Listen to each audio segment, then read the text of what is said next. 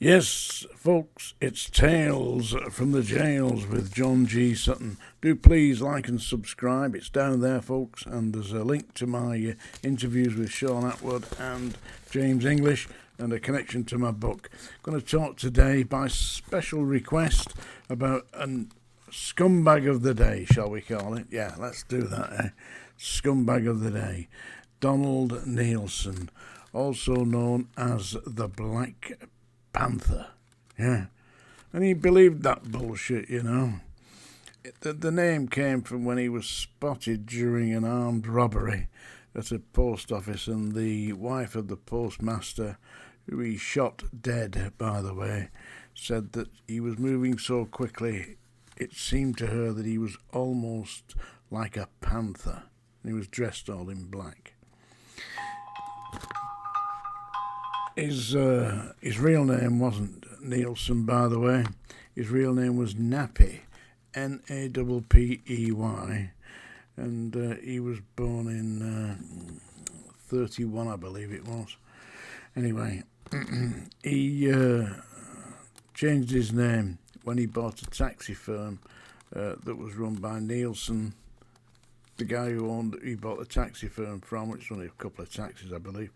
But he changed his name to Neilson then. So he became Donald Neilson. There is a TV movie out about it, or a movie that was certainly been on Netflix, I think, or was it Amazon Prime, called The Black Panther. Now, the Black Panther, he murdered 3 men, sub-postmasters. I mean, come on.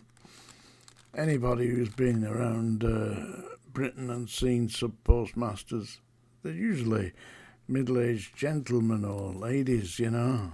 You wouldn't be a big hero going shooting one of them, but he did. He shot 3 of them and robbed them. Before he did that, this notorious scumbag had committed over 400 burglaries.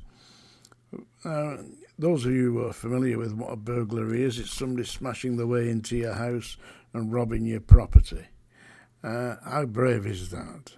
How nice is that? How heroic is that? How like a real panther is that? Yeah. So anyway, Donald Neilson, eventually in 1975, kidnapped a 17-year-old girl who was the heiress to quite a considerable amount of money, her family being reasonably rich. And he kidnapped her, took her to an underground water pipes, you know, where they drain all the water away, the drainage system. Put her on a ledge there with a rope round a wire round her neck, and that is where they found her dead. He was trying to extort money from her family. And so her name was Leslie Whittle. God rest her soul, Leslie Whittle. And she was found in the shaft of this underground water system, hanging by her neck from the wire that had been placed there by Donald Neilson. When they did the autopsy on her, they found that she hadn't consumed any food in over 3 days. So he'd starved her and virtually abused her. The Black Panther, Powerful name for a little scumbag like that. And he was a little scumbag. I knew him when he was at Strangeways. He was in the block at Strangeways on segregation there, because if they'd put him in the main prison, they would have had him for dinner. They would have ragdolled the little bastard. Because he wasn't particularly big. He was probably about 5'6", 5'7", but he'd been a soldier, you see, and he thought he was still in the military. Because when I saw him, he was doing press-ups, sit-ups, step-ups, jump-ups, all that nonsense, you know, non-stop, day and night. Went round first thing in the morning, 7 o'clock in the morning, there he would be, jumping up and down. You go feed him his lunch at dinner time, yep, jumping up and down, acting like a silly bastard.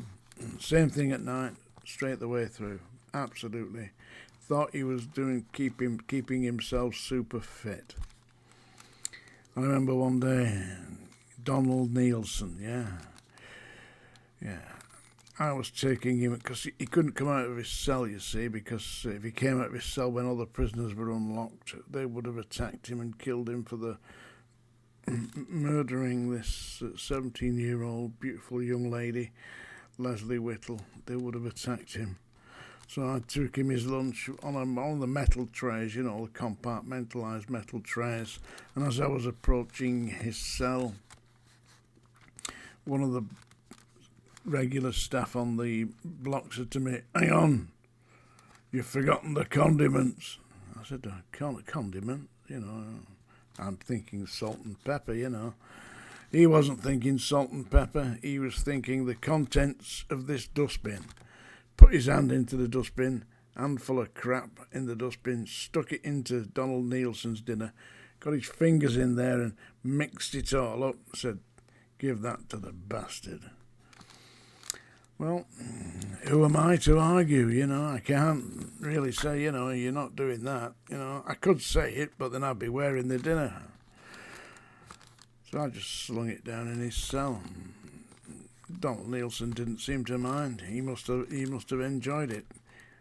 So, by special request, that was my encounter with Donald NEILSON, the Black Panther. He died. He never escaped from prison. He was never released from prison. He died in prison at the age of 75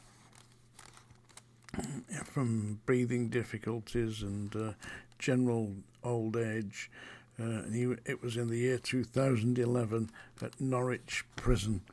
He was collapsed in Norwich Prison, and he was HMP Norwich, and he was taken out to the hospital at Norwich, where he died on the 17th of December 2011. I won't say God rest his soul, because it won't be God that's taking care of that little shithouse, will it? Eh? Right, now, that's a song dinger. I know that you're alarmed now. They're quaking in fear in Rotherham. The goats are running up the hill. And Larry the goat herd, I can see you panicking, Larry, but don't worry. You'll survive it. Maybe not much. But this is another by special request. Somebody asked me to sing a song recorded originally by the Beatles from their album Rubber Soul. This is In My Life. Now, I am going to sing it, and I don't think John Lennon's memory will be in any way besmirched by my efforts. This is In My Life, as deconstructed by John G. Sutton. There are places I'll remember all my life, though some have changed, some forever, not for better.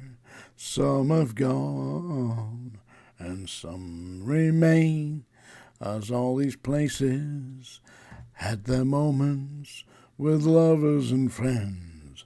I still can recall, some are dead and some are living. In my life, I've loved them all, but of all these friends and lovers, there is no one compares with you, and these memories lose their meaning when I think of love as something new. Though I know I'll never lose affection for people and things that went before, I know I'll often stop and think about them. In my life, I love you more. Well, I can't believe that you enjoyed that, but if you did, I will see you all on the sick parade tomorrow morning. Tales from the Jails with John G. Sutton. Thank you very much.